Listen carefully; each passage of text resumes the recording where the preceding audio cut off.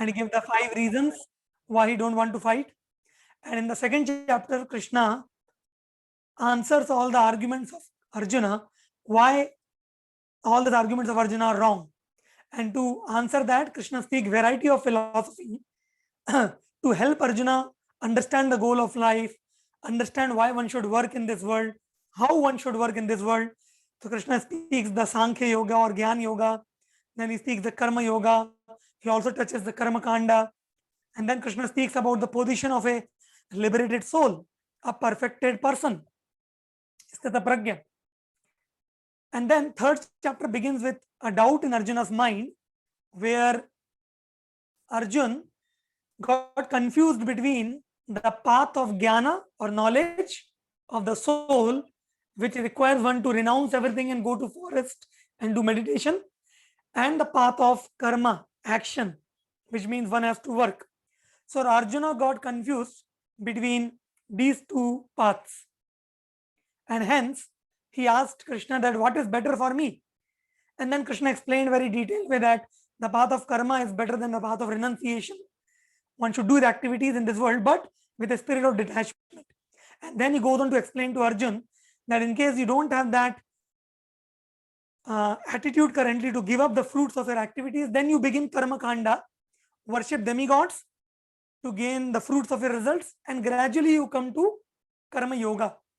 And in that I explained the yoga ladder, how one can progressively go ahead in spiritual life through the yoga ladder, through the performance of prescribed duties. And then again, we discussed that one should, even if one does not have any desires to enjoy this world, still one should perform his prescribed duty with a spirit of detachment to set a good example. We saw the example of Janak Maharaj, father of Mother Sita. We saw the example of Krishna himself. Although Krishna is above all karma, still he performs activities just to set an example. And finally, Krishna concluded the third chapter by saying that the greatest enemy on the path of spiritual life is lust or kama. And then Krishna explains the strategic positions of lust or kama, which is our mind, our intelligence, and our senses. And then Krishna says that it is very difficult to work on the mind and the intelligence immediately, because they are more difficult to control. That's why you can start to control lust by working on the senses. And then Krishna concludes the chapter. That's why control your senses and perform your activities like that. And the solution which Krishna gives in the end of the third chapter, how to control one's senses, is through transcendental knowledge, Divya Gyan. So that's how the fourth chapter is now beginning. So you will see the connection here between the third and the fourth chapter. So in the third chapter, Krishna glorified transcendental knowledge in various places. How transcendental knowledge helps one to elevate from Sakam Karma Yoga to Nishkam Karma Yoga. It purifies our consciousness from passion to goodness, from selfishness to selflessness. And transcendental knowledge, Divya Gyan, it awards our intelligence the strength to overcome all lusty desires. So, although now at the end of the third chapter, Arjuna has not asked any further questions to Krishna, but Krishna is so inspired on this topic of transcendental knowledge that without even asking any questions from Arjuna, without Arjuna asking any question, Krishna himself goes ahead to explain what is transcendental knowledge, how it is received, and how amazing it is. So we can understand that Lord Krishna himself is inspired to speak transcendental knowledge. So how wonderful it will be. It will be. Correct? So now move on to chapter. Yeah. So here is the chapter overview. So you can see from verse number 1 to 10, there is the section called as transcendental knowledge about Krishna. Then verse number 11 to 15 explains Krishna, the creator and the culmination of all the paths. We'll explain each of them. From verse number 16 to 24, Krishna explains understanding karma on the platform of jnana. verse number 25 to 33, sacrifices which lead to transcendental knowledge, and 34 to 42, summary of transcendental knowledge. So this is our chapter for today. And now we'll move ahead on the first section, verse 1 to 10, transcendental knowledge about Krishna. But before going ahead, I would like to speak a little bit about what is the meaning of transcendental knowledge. See, this word transcendental may appear a little tricky to you. You may say, Prabhuji, we only know dental because sometimes when we have toothache, we only go to dentist. What is this transcendental? Is it some new kind of dental philosophy? No. So as I explained here, see, the word transcendental comes from the word transcendence, which means existence beyond the physical realm, or that which is beyond this world. Hence, transcendental knowledge is the knowledge of Atma, spirit, which is beyond matter. We live in the world of matter. The knowledge beyond this world is called transcendental knowledge. It is permanent, everlasting. It doesn't change like the knowledge of this world. And transcendental knowledge liberates us from the bondage in this world and elevates us to the spiritual world, spiritual realm. And the highest transcendental knowledge is the knowledge about the Supreme Lord, the Supreme Personality, which is Krishna himself. And that is why this chapter is beginning with transcendental knowledge about Krishna. Krishna is speaking transcendental knowledge, but the highest transcendental knowledge is knowledge about Krishna only. Like that. So, the Krishna begins this chapter now by speaking to Arjuna, that Arjuna, how this transcendental knowledge was received. So Krishna explains in 4.1 in chapter that, as you can see the translation here, the personality of Godhead Lord Shri Krishna said that I instructed this imperishable science of yoga, the transcendental knowledge, to son God Vivaswan, and Vivaswan instructed it to Manu, and the father of mankind. The Manu in return instructed Ikshu Ikshvaku. So what Krishna is trying to say here in this verse, that this knowledge which is explained to Arjuna, the knowledge of yoga or transcendence, is received in a parampara, in a Guru Shishya parampara, in a disciplic succession. And Krishna is informing Arjuna that Arjuna, don't think that I am speaking this knowledge first time to you. I have spoken this knowledge in the beginning of creation to sun God Vivaswan, like this. But because in between this chain of Guru Shishya parampara in which this knowledge comes down, God broke. That's why I'm again speaking this knowledge to you. And what is the reason Krishna is giving why he's speaking to Arjuna again? So he says this, that very ancient science of relationship with the Supreme is today told by me to you, O Arjuna, because Krishna is saying two qualifications. Arjuna has two qualifications because of which Krishna is speaking to Arjuna. First is because you are my devotee, and second, you are my friend, and therefore you can understand the mystery of this science. So in these three verses, Krishna says that I have spoken this now to Sun God. Again, I am speaking to you because you are my friend and devotee. So now it is very important for us to understand one particular point, that that this transcendental knowledge is received in parampara. So as you can see here, there are four bona fide parampara. Parampara or sampradaya, they are like institution. Just like you take admission in any college, you see whether the college is recognized or not, whether it is recognized by government or not. Similarly, whenever we have to accept any spiritual knowledge, we just cannot hear it from any Tom, Dick and Harry. We have to make sure that the knowledge which I am receiving, spiritual knowledge, is coming in parampara. It is authorized. So there are four Vaishnava paramparas.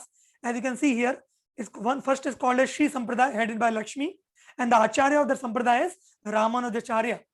Second Sampradaya is called as Brahma Sampradaya, and the Acharya of the Sampradaya is Madhvacharya. Third is Rudra Sampradaya, headed by Lord Shiva, and the Acharya of the Sampradaya is Vishnu Swami. And the fourth is the Kumar Sampradaya, the Chatush Kumaras, sons of Lord Brahma, and the parampara is head, and the Acharya is Nimbarkacharya. So this parampara is such an institution in which the Vedic wisdom is carefully handed over through a chain of acharyas or spiritual teachers. So many times people ask this question, okay, sir, So this means we are supposed to receive knowledge in parampara. Then in which parampara, which sampradaya you come? You are telling us knowledge. So do you come in parampara? Like ISKCON society, which parampara do they belong to? So the answer is here that our teachings are very authoritative, pure and safe to accept, because they are based on the work of His Divine Grace, A.C. Bhaktivedanta Swami Prabhupada, who is a pure devotee of Lord Krishna, and he comes in the parampara of Brahma Madhva Gaudiya Sampradaya. Brahma Madhva Gaudiya Sampradaya means it's the Brahma Sampradaya, and as you can see the photo here, there are many acharyas who have come in this sampradaya. So Brahma Madhva Gaudiya Sampradaya means Brahma, then Madhvacharya, and many other spiritual master comes in this sampradaya. A small, you can see this picture. This particular picture represents all the spiritual masters, all the gurus who have come till now in this line of Brahma Madhva Gaudiya Sampradaya, beginning from Lord Krishna, Brahma, Narada, Vyasa, Madhvacharya, and then you can see line by line all the spiritual masters. So in this way, the knowledge flows in a very systematic fashion without being adulterated, contaminated through Guru Shishya Parampara. Otherwise, any Tom, Dick and Harry can start writing commentaries, start speaking of spiritual knowledge. So can we trust on anybody? No. We have to get spiritual knowledge from authorized sources. And that's what Krishna is explaining in the Bhagavad Gita in the beginning of this chapter, that Arjuna, this knowledge which I am speaking to you comes in an unbroken chain. And then, because Krishna thought that this chain is broken again, I am again speaking to you, Arjuna, like that. So now, when Krishna says this, that again I am speaking, and before I have spoken to Sun God, immediately one doubt comes in the mind of Arjuna. Arjuna gets a doubt that, Are Krishna, you and me are friends. We are contemporaries. Our age is same. How is it possible that you have spoken this knowledge in the beginning of creation to Sun God? Were you present that time also? Kya? Like this, Arjuna was thinking. Arjuna is asking a doubt. You can see here in this verse. Arjuna vacha param bhavato janma param janma vivasvatah katham etat vijaniyam tomado proktavan iti. Arjuna said, the Sun God Vivasvan is senior by birth to you. How am I to understand that in the beginning you instructed this science to him? Krishna, how do you instruct it to Sun God? Because we are of both the same age.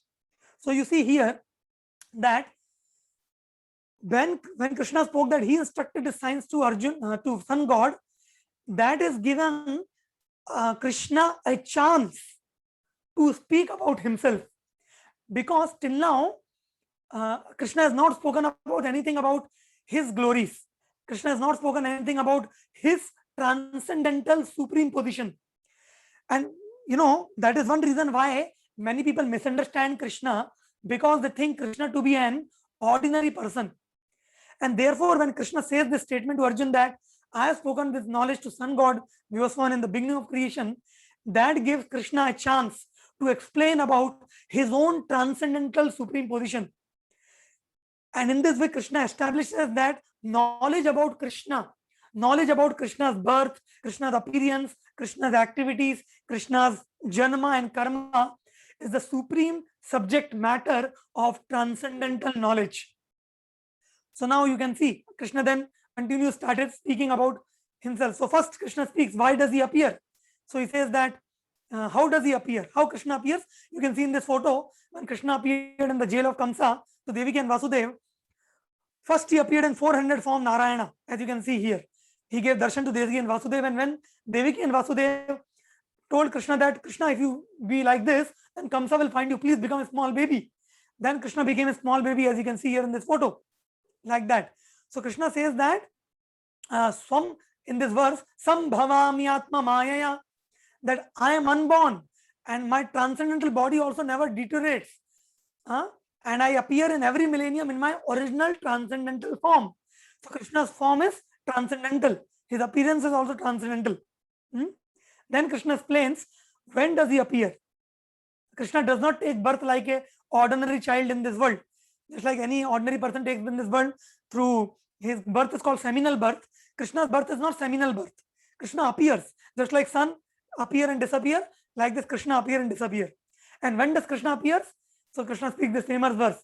Yada yada hi dharmasya ग्लानिर्भवति Bharat अभ्युत्थानम धर्मस्य तदात्मानं सृजाम्यहम्. So very famous verse, you know, whenever there's a decline of religion, Krishna appears that time. And why does Krishna appear? Krishna appeared to protect the pious and to annihilate the miscreants and to establish the principles of dharma. Every millennium, every yuga, Krishna appears. And then Krishna also explains that what are the benefits of knowing him. If somebody who knows about Krishna's janma and karma, what will happen to such a person? Krishna says that such a person, when he will leave this body, he will not take birth again in this material world. He will become liberated. So can you imagine? Simply by knowing about Krishna's birth and activities, if somebody can become liberated, then do you think Krishna will be an ordinary person? No. That's why this proves that Krishna is the supreme transcendental person and himself speaking about it. So here I have given a small flow chart or small comparison between Krishna and ordinary people of this world. As you can see here, Krishna remembers past, present and future, but we forget, because then Arjuna told that how Krishna you spoke sun god. So Krishna told that actually I remember all my births, but Arjuna you have forgotten all your birth. But Krishna remember all his whenever he has appeared. Then Krishna says, then in the third point it is written that Krishna appears by his own sweet will, whereas conditioned living entities like all of us, we are forced to take birth by our karma. Then the fourth point is Krishna's body is transcendental, which means, as the fifth point says, that there's no difference between Krishna's Atma and Krishna's body. They both are the same. But in our case, our body is different and Atma is different. We have Atma inside this body, or we are the Atma sitting inside this body. But for Krishna, there's no difference between Atma and body. His inside and outside are same. That's why his body is transcendental. So we should very clearly know the difference between Krishna and an ordinary conditioned soul. Like that. So this knowledge about Krishna is the highest subject matter of spiritual science, transcendental knowledge about Krishna. So after Krishna speaks the 10 verses, 4.1 to 4.10, this is the first section, Krishna's transcendental knowledge about Krishna. Then point 4.11 onwards to 4.15, you know, Krishna starts saying some very different kind of statements. Krishna starts to explain that Arjuna, although I am the supreme transcendental person and the transcendental knowledge is meant to develop love for me, to attain me, but Arjuna, let me tell you that not everybody wants to attain me, because in this world there are different types of people. Some people, they want material rewards. Some people, they want to go and merge in impersonal absolute Brahman. वो बोलते ना उसमें लीन हो जाना चाहते हैं लोग. So some people want to attain liberation by merging into impersonal absolute light of Brahman. So not everybody want to attain the supreme goal of transcendental life, which is love for me. And that's how Krishna explains that he is the creator and the culmination of different paths. So my dear friend, here is a very, very important point to understand, little technical, but please try to pay attention, that you know, those who are devotees of Krishna, who hear about Krishna's birth, appearance, activities, which are specially given in Srimad Bhagavatam, the 10th canto, by hearing about Krishna, they develop love for Krishna. And Krishna reciprocates with them by giving them love. But then the question comes, as you can see from the third line onward, that what about others who also approach Krishna, but not with a desire to love him, but with a desire like material rewards or liberation? So does Krishna neglect them, or what Krishna do with them? So Krishna immediately answers the next shloka saying that ye yatha mam prapadyante tam satheva bhajamyam mama vartmanu vartante manushya partha sarvasha. Krishna explains that Arjuna, as you can see in this picture below, there is a karmi who is sitting in a shop trying to earn money. Then there is a jnani who is traveling in the forest trying to gain knowledge. Then here is a person who is a yogi, and then there is a bhakta who is making Krishna painting. So Krishna is saying that, my dear Arjuna, in this world there are different people following different paths, karma, jnana, yoga, bhakti. But please try to understand, Arjuna, all are following my path only. They all are trying to achieve me only, but they try to achieve my different features. Jnanis try to achieve my impersonal feature, my impersonal nirgun nirakar feature.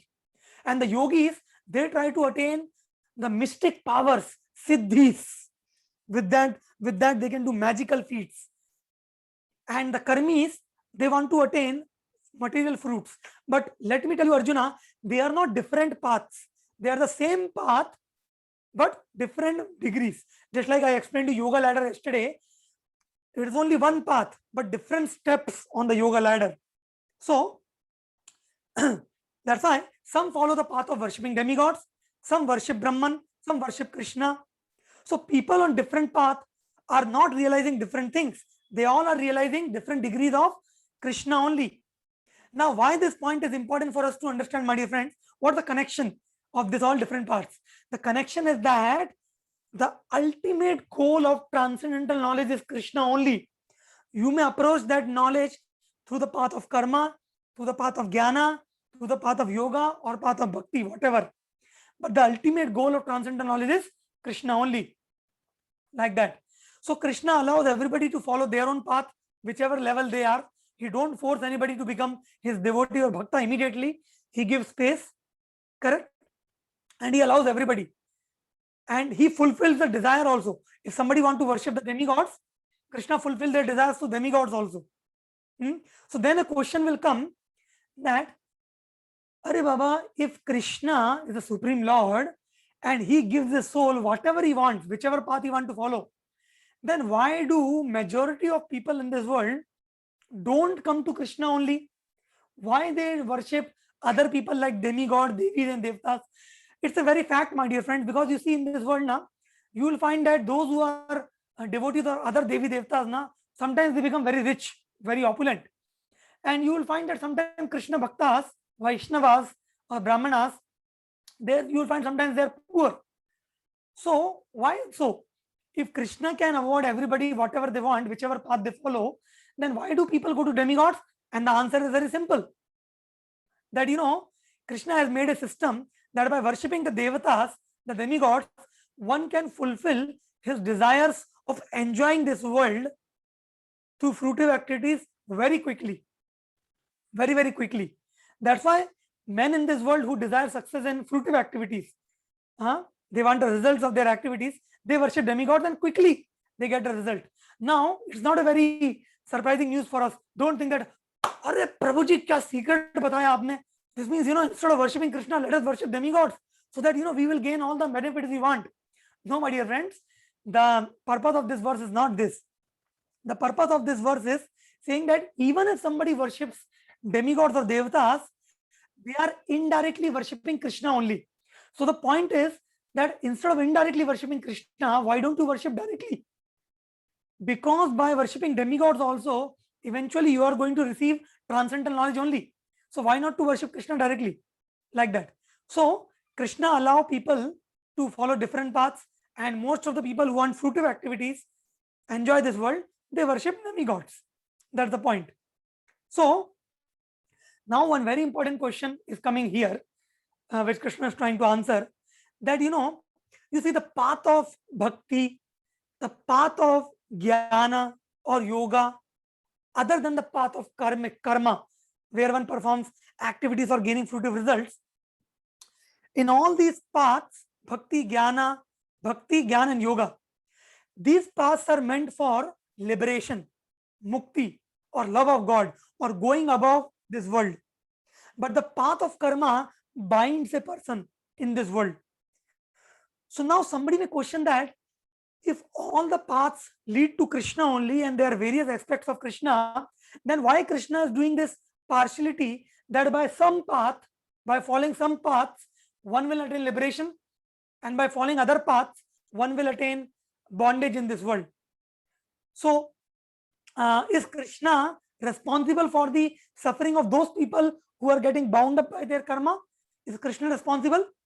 The answer is no.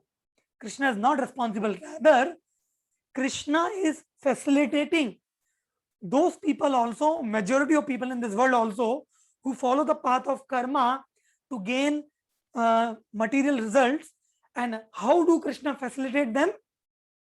Krishna facilitate them by creating the Varnashram system. So he says a very beautiful shloka here.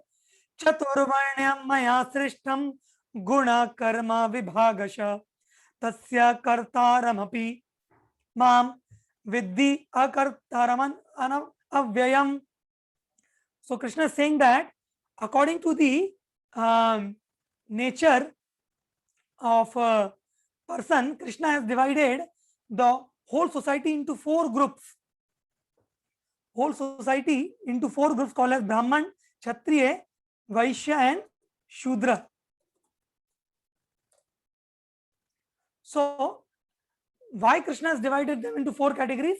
Because those people who want to fulfill their desires by following this varnashrams, there are 4 varnas: Brahmana, Kshatriya, Vaishya and Shudra.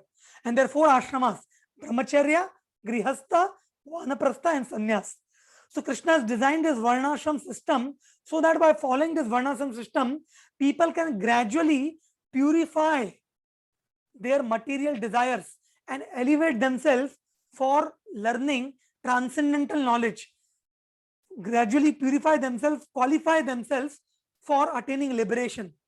So Krishna is not doing partiality by giving liberation to some people who follow the path of jnana, bhakti or yoga, and Krishna is bounding those who follow the path of karma. No. For the people who follow the path of karma, Krishna is giving them the varnashram system. So it's a very good news for all of us. So either you are a Brahmana, or you are a Kshatriya, or you are a Vaishya, or Shudra, or whatever you are, whatever occupation you do. By doing your occupation, Krishna is facilitating you.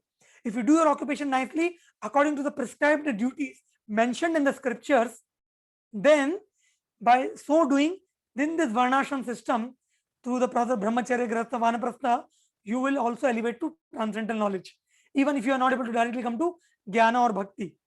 So that's a good news for all of us. So in this way, Krishna explains the path. So as you can see here, Krishna creates varnashram dharma so that people could purify themselves by regulating desires. Varnashram system is the process of purification for one whose material desires inhibits him from directly approaching Krishna. Now, the question comes that, but what about Krishna? We have seen in TV serials, we have heard in Bhagavatam that Krishna also married 16,108 queens, and Krishna was a cowherd boy in the village of Vrindavan, and then Krishna was the son of Devaki and Vasudev. This means he was Kshatriya. So this looks like, that Krishna is also bound by karma. Krishna is also under varnashram system, just like any ordinary person. So that's why, because Krishna knows that people will have this doubt, that's why Krishna immediately is clarifying. As you can see here in the red lines, that Krishna himself is free from all fruitive attachments and he is not bound by any karma, although performing activities like ordinary person. So as told before, Krishna just perform activities to set an example. So my dear friend, this is a very, very revolutionary point. Unfortunately, people in this world think Krishna to be an ordinary person, and they say that, in this world, everybody has to suffer karma. Even God has to suffer karma. This is a very wrong philosophy. People say that even Lord Rama, even Lord Krishna has to suffer the reactions of their karma. No. And Krishna clarified this by speaking the verse which you can see here. Krishna very clearly says in 4.14, Namam karma limpanti name karma phale spriha iti mam yo bhijanati karma bhir sanabad na sabadhyate. So you see, although Krishna is living like a householder, he is sitting with Rukmani washing the feet of Sudama, he is fighting in the battle with Arjuna, he is riding the chariot of Arjuna, he is a coward boy. Krishna is saying there is no work that affects me, Arjuna, nor do I aspire for the fruit of action. One who understands this truth about me, about Krishna, such a person also does not become entangled in fruitive reactions. So my dear friend, what to speak of Krishna being bound in karma? Are anybody who understands that Krishna is never bound by karma, such a person also becomes free from karma, because Krishna is the ultimate object of transcendental knowledge. So that's what Krishna is trying to explain here. And that's how Krishna is substantiating his statements and saying to Arjuna that, Arjun, all the great liberated souls in the past, all the great people who attained me, they understood this transcendental nature of mind. Therefore, you should also perform your duty following in the footsteps of the previous great acharyas. This means what Krishna is saying here? Krishna is saying that in the past, many great people, many great devotees, they understood this fact about Krishna, that Krishna is beyond all karma. He cannot be bound by karma. And by understanding this supreme transcendental position of Krishna, they perform their duty, and in that way, their duty never bound them. That's why, yeah, that's why their duty. That's why it is very important that we perform our duties, not be understanding Krishna's transcendental position. Yeah, like that. And what are the examples of the previous great souls? So as you can see this point, the application point which we have to learn from here, that when we understand these facts, which facts? That Krishna is transcendental, he is beyond karma. And when applies this knowledge to our work by becoming a servant of Krishna, Krishna Das, so then we also become aloof. So what Krishna is trying to say us here, Krishna wants that we gain knowledge about his transcendental birth, appearance, activities, and by gaining such knowledge, if we perform our duties, if we do our duties in knowledge of Krishna's transcendental position, and we do our activities as an offering to him, then we will never be bound by karma, we will be free from all reactions. And this is how all the previous great souls have lived. As you can see here, these are 12 people who are called as Mahajanas. In the Srimad Bhagavatam 6th chapter, 6th canto, in the Ajamil Upakhyan, you might have heard about Ajamil Upakhyan, Yamraj speaks this verse to Yamadutas, stating the 12 Mahajan, the great personalities who define Dharma. So he says a very beautiful verse. He says, so he names different personalities here, like Narada, Prahlada, Shukdev Goswami, Lord Shiva. He says, Swayambhu, Narada, Shambhu, Kumara, Kapilo, Manu, Prahlada, Janaka, Bhishma, Balervaya, Sakir, Vayam.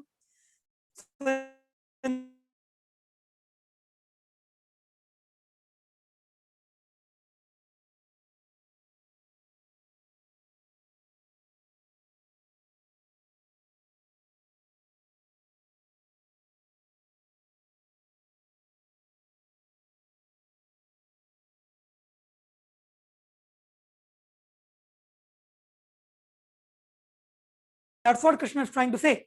That what will happen, sir, what will happen if I don't follow the footsteps of the previous devotee?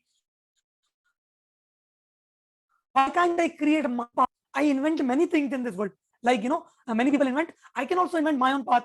In fact, there are so many so-called organizations who say that, yato mat tato path. You can have your own path according to your own opinion. And in this world, different people give different opinions.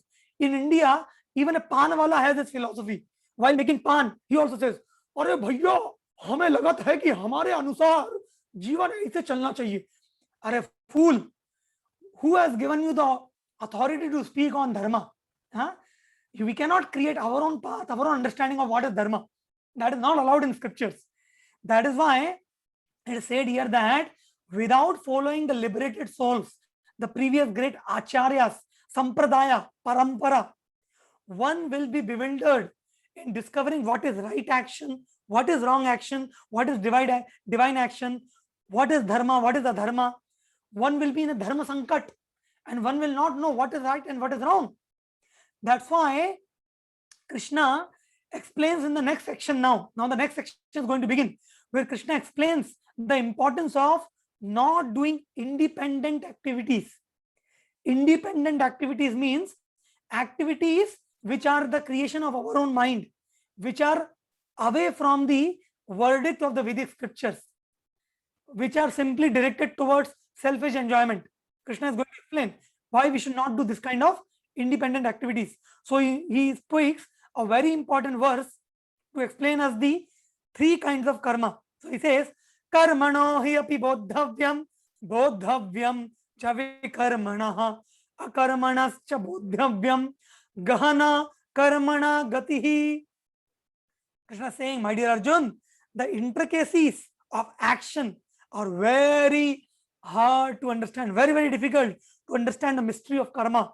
Therefore, one should know properly what is action, what is forbidden action, and what is inaction. So, Krishna is explaining us three concepts here in this verse: karma, vikarma, and akarma. So, karma are those actions which are according to the scriptures. But which kind of scriptures? Karma kanda scriptures, pious scriptures. You worship this demigod, this fruit, you will get this fruit. You do this dana, this yagya. So this kind of fruitive activities, according to Shastra, it's called karma, which brings you reactions, good and bad good reactions, pious karma, because of which you have to again take birth. Then vikarma are called forbidden action, sin, which we should never do. And akarma are the activities for the pleasure of Lord, bhakti. So now in the coming slides, Krishna is going to focus on akarma, because akarma activities free you from the bondage of karma and liberates you. But before we go to akarma, little bit want to speak about vikarma and karma. So karma, everybody know, punya, doing punya, do charity, jaladan, netradan, khundan, means blood donation, and all this thing. They are called as karma. It brings you good results. But vikarma are very dangerous. And you see in this slide, on the top, you will see 4 activities. Shastra say that we should never do these 4 activities. They are vikarma. They are forbidden in scriptures. So Srimad Bhagavatam, they say that dyutam panam striyasunam yasya adharma chaturvida. So 4 activities are told. What are they? Intoxication, gambling, meat eating, and illicit sex, which means sex before marriage and sex outside marriage. These 4 activities are forbidden. They are vikarma. They are sinful activities, which are intoxication, gambling, meat eating, and illicit sex. So one should not do. So the Krishna is saying this is vikarma, like that. So now after explaining karma, vikarma, Krishna again goes to the explanation of akarma activities. So which is very important to understand. So for explaining this, Krishna is giving the next section where he explains how to understand karma on the platform of jnana. So my dear friends, now somebody may get a doubt that, sir, akarma means not to do any karma. This means inactivity. Is Krishna trying to tell us to become inactive? No, my dear friends. Krishna is not trying to tell us to become inactive, but Krishna is trying to tell us that how you can be free from reactions while doing activities, which means Krishna is trying to tell us how to see action in inaction and inaction in action. Don't get confused, little technical, but very interesting. What Krishna is trying to say, you see, what was happening to Arjuna? See, Arjuna previously, he wanted to leave the battlefield. Why? So that he can avoid the reaction of killing so many people. So he wanted to run away from the battlefield and become a jnani. And the purpose was to avoid reaction. So Arjuna was thinking that if I become inactive, I can avoid the reactions. But Krishna is going to explain to Arjuna that, Arjun, I will tell you that how you can be free from reactions even while doing activities. This means you want to be free from reactions, correct? So you can get the same result of being free from reactions by doing activities. That science of akarma, I am going to explain to you. So that's why Krishna explains here understanding of akarma, karma on the platform of jnana. So Krishna will show Arjuna now that no karma comes to a person who works in transcendental knowledge and properly performed karma with transcendental knowledge is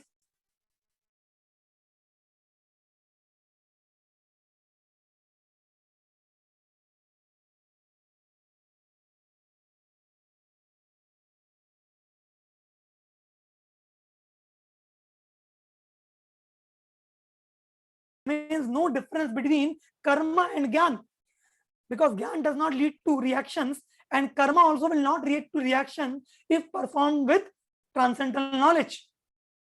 That is what Krishna is trying to explain here. And for that, he speaks this very beautiful verse. Karmani akarmaya pashyet akarmani cha karmaya sabuddhiman manusyeshu sayukta krishna karma. Krishna is saying, who is intelligent person in this world? If you think yourself intelligent, then you match yourself with this verse and ask yourself, are you really intelligent? You will be intelligent. You are intelligent if you see inaction in action, and action in action is intelligent of man, and he is in transcendental position. So although engaged in variety of activities, he may be a married man with wife, children, doing a job or business or whatever, but he is not bound by karma, provided he is doing all his activities keeping God or Krishna as the center of his life, and doing all his activities as an offering to Krishna. Then there's no difference between jnana or karma, action or inaction. So the understanding is that akarma does not mean inactivity. Akarma means activity which does not create any reaction, which means divine activities. Divine activities. And then Krishna moves forward to explain what are the symptoms of a person who is situated on such a platform of transcendental activity. So for explaining that, Krishna explains many symptoms. Some of the symptoms are written here. Just wanted to, okay, before that I want to explain some examples of such a person of akarma. It will become very clear to you. So you can see here some examples. So akarma means working on behalf of God, and karma means working on our own self. So just like one example is, when a cashier, he may receive lakhs of money in a bank and he may give lakhs of money, but he will not get any punishment. But the moment he take one paisa or one note for himself, immediately he can be thrown out of the job. Similarly, second example, a soldier, he can kill many people in a war, but suppose he go to his home and in his anger he kill his neighbor with the same gun with which he has killed many people in the war. Immediately he will be inside jail. Why? Because in the war he is fighting on behalf of the country.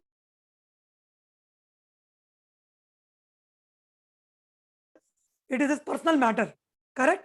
Similarly, Krishna is trying to tell Arjuna that Arjuna, by fighting this battle, you will not get any sinful reaction. Why? Because you will fight for me. I am saying you to fight. Krishna is telling Arjuna to fight. So Krishna is saying, Arjuna, fight on my behalf. Then you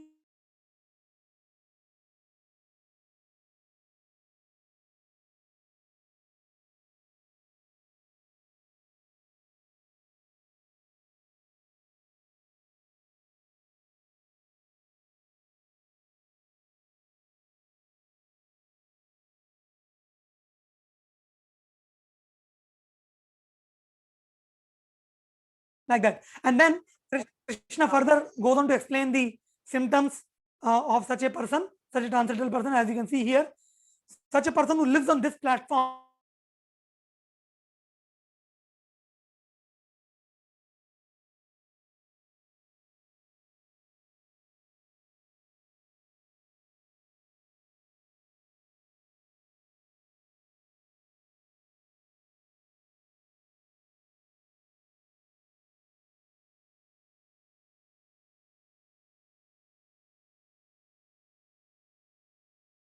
Krishna, what are the symptom of a person who always do transcendental knowledge? The symptom is that he will never perform any activity whimsically. He will never do any activity which is not mentioned in the scriptures, which is against the scriptures. He will not perform that 4 sinful activities of meat eating, intoxication, gambling, and illicit sex. He will always do his activities as a sacrifice, as a yajna. Every activity of that person is a yajna. Whatever he do, it is yajna. And what happens to such a person? One who performs with every activity as a yajna. So for that, Krishna speaks a very amazing verse. He speaks this verse in the 4.24 speaks. Brahmarpanam Brahmahavir Brahmagno Brahmanahutam Brahmaeva Tena Gantavyam Brahma Karma Samadhinam Samadhina you will see the word Brahma is repeated here many times. What is the meaning of this word Brahma here? Brahman here, consciousness or spirituality or spiritual existence. So what this verse is trying to say, that when a person gets transcendental knowledge, every activity of that person is filled with transcendental knowledge. This means he don't do activities ignorantly. He never act whimsically. Every activity is yagya,